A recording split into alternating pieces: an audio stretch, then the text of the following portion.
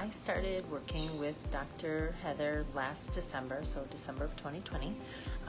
Several months prior to that, that's when I started having some reoccurring issues.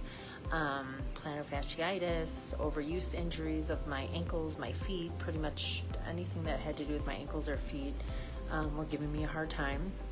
Went to my doctor, got steroids, kind of went away, but I just struggled and got pretty desperate. I didn't know what else to do or where else to turn. So I found Heather on one of the Facebook running groups that I was on, and she offered to give me a free consultation. I was hesitant because I had spent so much money already on shoes and creams and braces and everything else, and so I decided to secure that appointment with her virtually, and it was amazing.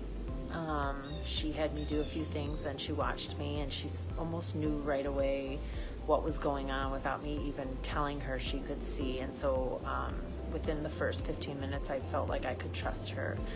So I went ahead and went on her 6-week program, and probably started in early January. By February, I was kind of up and running again, which was amazing because I was having a hard time even walking, especially when I got out of bed in the morning. I could barely step on my feet. And now I'm not 100%, I'm probably 85%. I'm still working with Heather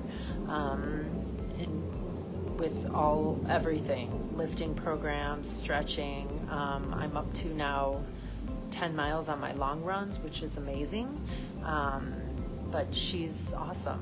And I think really what it came down to is her expertise, her knowledge, and really trust. I trust her. She really cares about me, and she understands my needs, and she listens. And every time we meet, I know that she's reviewed my information, and she knows me. And that's not something you get from coaches or doctors all the time. Somebody who really cares and doesn't just treat you like the next patient. So I highly recommend her, and I intend to stick with her for the rest of this year to get me through some of my races, and I'll probably continue to use her throughout that if I ever have a need again. So thank you, Heather.